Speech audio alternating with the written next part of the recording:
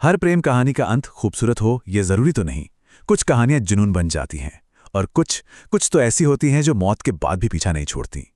आज की कहानी आदित्य मिश्रा की है, जिसका प्यार उसके लिए एक ऐसा साया बन गया जिससे वो चाहकर भी कभी भाग नहीं पाया। और कहानी का जो सार है ना, वो इसी एक लाइन में छुपा है। ये उन लोगों की कहानी है जो दुनिया से चले तो जाते हैं, पर अपनी पकड़, अपनी जिद छोड़ने को तैयार नहीं होते। तो चलिए कहानी की शुरुआत करते हैं देवगढ़ से। सोचिए, पहाड़ों में बसा एक छोटा सा शांत कस्बा, जहाँ की हवा में भी एक अजीब सा सुकून था। और इसी सुकून भरे माहौल में आदित्य की जिंदगी में संजना ने कदम रखा। आदित्य को संजना की सादगी और उसकी आंखों के ठहराव में वो सब कुछ दिखा जिसकी उसे शायद हमेशा से तलाश थी। और वहीं संजना को आदित्य के रूप में एक ऐसा साथी मिला जो उसे सिर्फ देखता नहीं था बल्कि उसे समझता था। उनका प्यार बहुत गहरा था, बहुत सच्चा, मतलब एकदम परफेक्ट। लेकिन हर परफेक्ट कहानी में एक लेकिन तो होता ही है।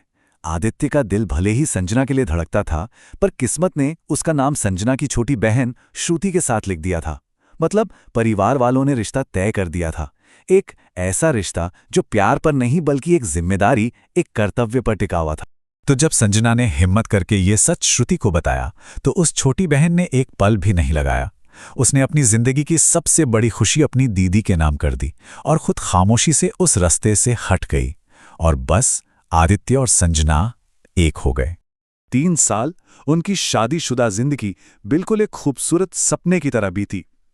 पर कहते हैं ना, हर सपने का एक अंत होता है, और इनके सपने का अंत एक बहुत ही खौफनाक हकीकत में हुआ। बस एक रात और सब कुछ खत्म। संजना की वो हंसी, उसकी बातें, उसका प्यार, सब कुछ एक झटके में खत्म हो गया। आदित्य के लिए तो जैसे दुनिया वहीं की वहीं थम सी गई थी। लेकिन शायद संजना जाने के लिए तैयार ही नहीं थी। उसके अंतिम संस्कार में जो हुआ, उसने वहां मौजूद हर किसी के दिल में खौफ भर दिया।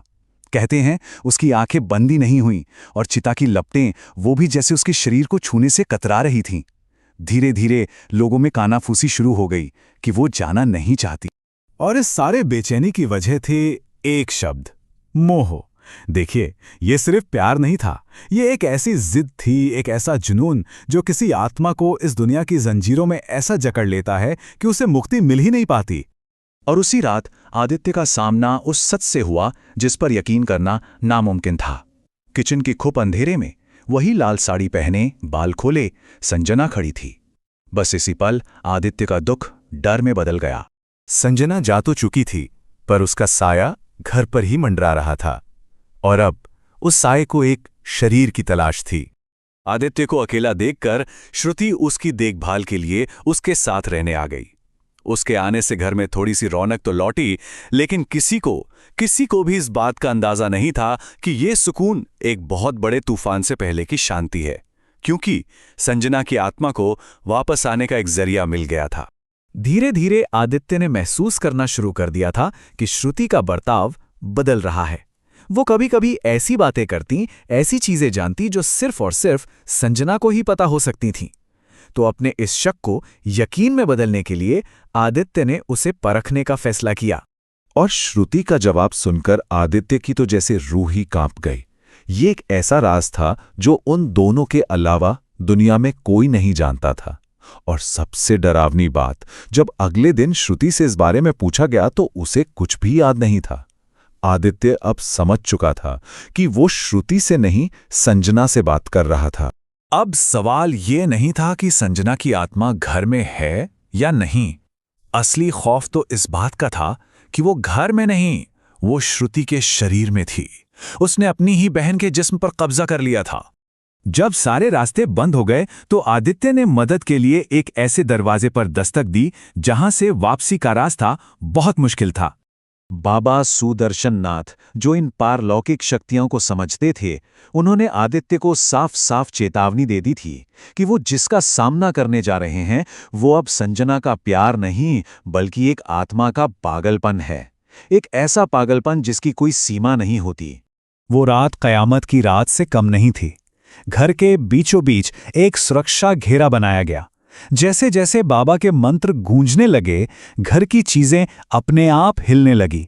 हवा एकदम बर्फीली हो गई और फिर श्रुति के अंदर से एक ऐसी आवाज निकली जो उसकी थी ही नहीं। ये संजना की आवाज थी, जिसमें प्यार की जगह अब सिर्फ नफरत और अधिकार का पागलपन था। वो चीख रही थी, धमका रही थी, आदित्य किसी और का हो जाए, इस सोच से ही वो कांप रही थी।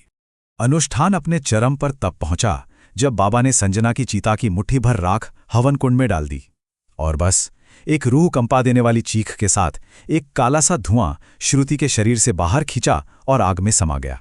श्रुति वहीं बेहोश होकर गिर पड़ी। आत्मा जा चुकी थी, घर में वापस शांति थी। लेकिन क्या यह खौफनाक कहानी वाकई यहीं खत्म हो गई थी?